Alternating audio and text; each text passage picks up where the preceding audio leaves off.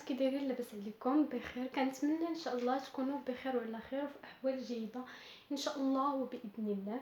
وكنتمنى منكم انكم تابونوا معايا في القناه ديالي باش يبقى يوصلكم الجديد ديالي كل مره ان شاء الله. كيف ما وعدتكم في الفيديو اللي من قبل قلت لكم بانني غادي نجيب لكم وصفات اللي هما واعرين اللي كيساعدونا على اننا نعتنيو بالبشره الوجه ديالنا ونزولوا الاثار ديال حب الشباب بطبيعه الحال. اليوم جيتكم بواحد الوصفه بواحد المكون اللي هو بسيط جدا واللي ممكن انه كنلقاو في اي دار فين كيف ما بغات تكون كنلقاو فيها هذا المكون واللي هو الخرقوم. كيف ما كتشوفوا معايا يا البنات هنايا عندي خرقوم اللي هو مطحون مزيان. كيف ما كتعرفوا ان الخرقوم خصكم تاخذوه من عند واحد الشخص اللي هو ثقه وكتعرفوه مزيان وما يكونش زايد فيه مواد بطبيعه الحال. ولا بغيتو نتوما تفاداو هذا المشكل شريو خرقوم وطحنوه في الدار باش تعرفوا تاكدوا من الصحه ديالو اشنو اللي فيه بطبيعه الحال. كيف ما كتعرفوا على ان الخرقوم وشكون اللي ما كيعرفش الخرقوم ان عنده فوائد كبيره وكثيره جدا. كيف ما كنقولوا انها فوائد لا تعد ولا تحصى وماشي فقط غير في الطبخ. الاغلبيه ديال الناس كيستعملوا الخرقوم في الطبخ وبطبيعه الحال عنده فوائد كبيره للصحه ديالنا والذات ديالنا وكنستعملوه في المطبخ. واللي ما كيعرفوش الناس والكثير من الناس على انه كيتستعمل من اجل علاج العديد من الحالات الصحيه وبما فيهم البشره ديال الوجه ديالنا.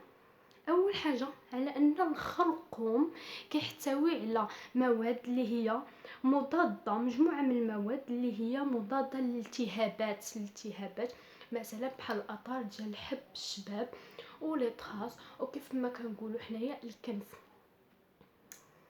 اضافه على ان الخرقوم كيساعدنا على اننا نعتنيو بالصحه ديال البشره ديالنا والجمال ديالها.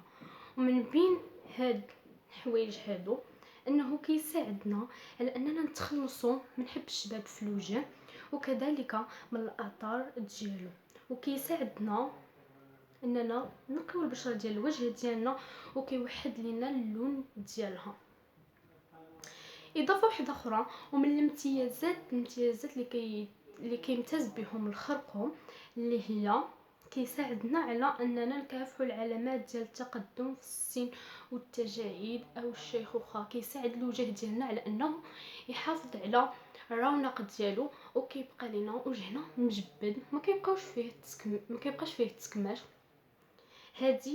هذه حاجه واحده اخرى كيمتاز بها. وايضا ان الخرقوم واللي ما كيعرفوش الناس وما كيزعموش بزاف انهم يديروه الوجه ديالهم حيت كيكونوا خايفين على انه الخرقوم يبقى لهم داك اللون او التصبغ ديال الخرقوم يبقى لهم في اللون ديال البشره ديالهم. انا جربته وعاود جربته خاصه هاد الوصفه هادي انا كنقول لكم انه ما كيبقاش اللون ديال الخرقوم اللون الاصفر ديال الخرقوم في البشره ديالنا من بعد ما كنغسلوها. كونوا هانين.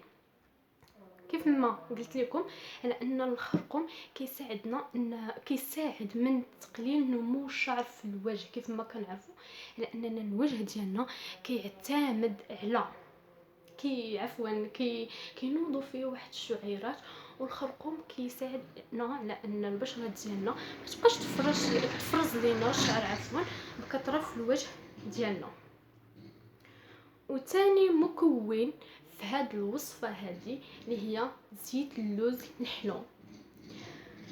كيف ما كنعرفوا كذلك على ان زيت اللوز الحلو هي زيت كتميز مجموعه من المنافع البشره الوجه ديالنا. ومن بين هذه المنافع هذه على انها كتساعدنا خاصه البشره الجافه كتساعد زيت اللوز الحلو كتساعد على الترطيب ديال البشره الجافه. هذا اول شيء. وثاني شيء على انه كيساعدنا من اجل توحيد لون البشره ومن اجل التخلص من الاثار ديال حب الشباب ولي طراس اللي كيكونوا لينا في الوجه ديالنا كيف ما كتشوفوا. وثالث مكون في هذه الوصفه اللي هو يogurt طبيعي اللي هو غير محلى طبيعي كيف ما كنقولوا حنا دانون مسوس. هذا هو ثالث مكون. المهم البنات بقاو معايا باش تشوفوا كيفاش غادي نستعمل هاد الوصفه هادي. وهي كيف ما قلت لكم وصفه زوينه بزاف، انا جربتها وعاودت جربتها. كتحسي بواحد النعومه في الوجه ديالك من بعد ما كتزوليها. وكيف ما قلت لكم على ان اللون ديال الخرقوم ما كيبقاش لينا في الوجه من بعد ما كنضيفوا عليه هاد جوج مكونات اللي هي زيت اللوز الحلو والياغورت الطبيعي. المهم البنات خليكم معايا في الوصفه كيفاش غادي نديرها. كناخذوا واحد الاناء، وواحد الحاجه اخرى ما خصكمش تنساوها اللي هي المعلقه باش كديروا الوصفات ديالكم. هنايا خصكم ديروا تخلطوا الوصفه ديالكم بمعلقه ديال البلاستيك.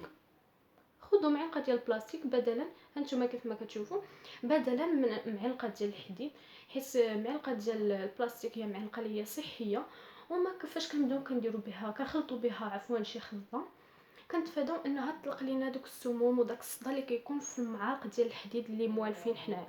كيف ما كتشوفوا معلقه ديال البلاستيك احسن واخير من انكم تستعملوا معلقه ديال الحديد. المهم تبعوا معايا شنو كاين في هذه الوصفه.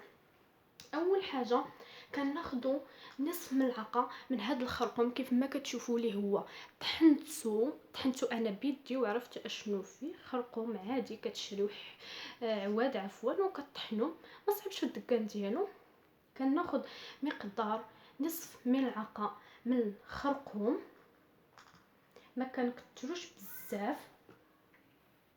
اضافه كناخذوا جوج ديال المعالق ديال الياغورت الطبيعي، جوج ديال المعالق البنات. بسم الله.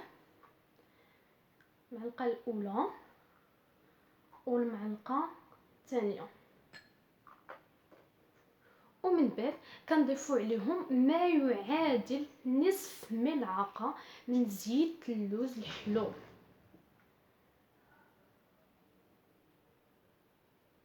هانتوما كيف ما كتشوفوا معايا درت المكونات ديالي ضفتهم كاملين.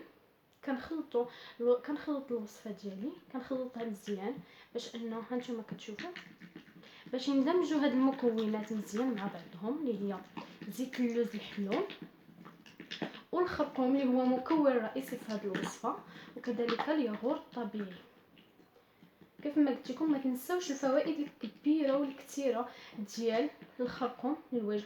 بالنسبه للسيدات اللي كيخافوا انهم يديروا الخرقوم للوجه ديالهم، ولا انهم كيخافوا انهم يبقى لهم تصبغ ديال الخرقوم في الوجه ديالهم، كنقول لهم انهم من بعد ما يستعملوا هذه الوصفه خص الوجه ديالنا كيف ما قلت لكم في الفيديو اللي من قبل يكون نظفوه ونغسلوه مزيان مزيان مزيان، وكنشفو كنحطوا عليه هذه الوصفه لمده ربع ساعه حتى نص ساعه. وهذه الوصفه هذه كنداوموا عليها، كنديروها 2 المرات حتى 3 المرات في السيمانه. هانتوما كتشوفوا معايا كنديروها من 2 المرات حتى 3 المرات في السيمانه، وكنداوموا عليها لمده 3 شهور. المهم من الشهر الاول كيبان لكم الفرق في البشره ديالكم، انها كتحيد لي تراس ديال الحبوب البنات. غير جربوها، راها وصفه مضمونه. وكيف ما قلت بالنسبه للسيدات اللي هما كيخافوا على انهم يبقى لهم تصبغ ديال الخرقوم في الوجه، كنقول لهم من بعد ما يزولوا هذه الوصفه من الوجه ديالهم يغسلوا الوجه ديالهم بالحليب بارد، او لا من بعد ما يزولوها يدهنوا وجههم بزيت اللوز الحلو. ومن الاحسن انهم يدهنوا وجههم بزيت اللوز الحلو، منها كيحيدوا داك التصبغ اللي بقى الا بقى لهم في الوجه ديال الخرقوم. ومن بعد كيقدروا على انه زيت اللوز الحلو كيف ما قلت لكم كتساعد على الترطيب ديال البشره ديالنا بالليل، وكذلك كتساعدنا حتى هي باش انها كتزول لينا لي تراس ديال الحبوب البنات. راه زيت اللوز الحلو والخرقوم عنده فوائد كبيره للوجه، غير تبعوا هذه الوصفه وما غاديش تندموا. المهم بالنسبه للوصفه كناخذ واحد شويه، انا غنديرها في يدي، كناخذ واحد شويه هكا وكنديرها هنايا بحال هكا بهذا الشكل هذا. كنديرها كيف ما قلت لكم كنخليوها لمده ربع ساعه نص ساعه حتى تنشف كاع. ومن بعد كنغسلوا الوجه ديالنا بالماء بارد ماشي ما دافي والصابون كيف ما كتشوفوا معايا البنات هكا.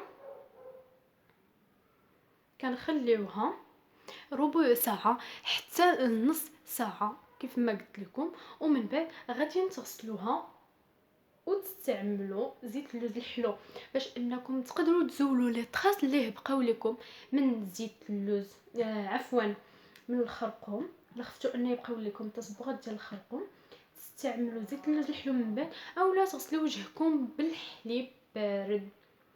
وكيف ما كتعرفوا ايضا ان حتى الياغورت طبيعي عنده فوائد كبيره للصحه، خاصه الوجه ديالنا والجمال ديالنا.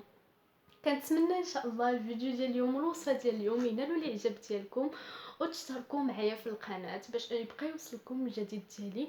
وتسنوني ان شاء الله في حلقه واحده اخرى وفي فيديو واحد اخر غادي نقدم لكم فيه وصفه واحده اخرى اللي كتساعدنا على اننا غادي نعتنيو بالبشره ديال الوجه ديالنا. مهم البنات ما تنساوش انكم تشتركوا في القناه ديالي باش يبقى يوصلكم الجديد ديالي ان شاء الله. مهم بسلامه عليكم، وكنتمنى انني نلقاكم في احوال جيده ان شاء الله.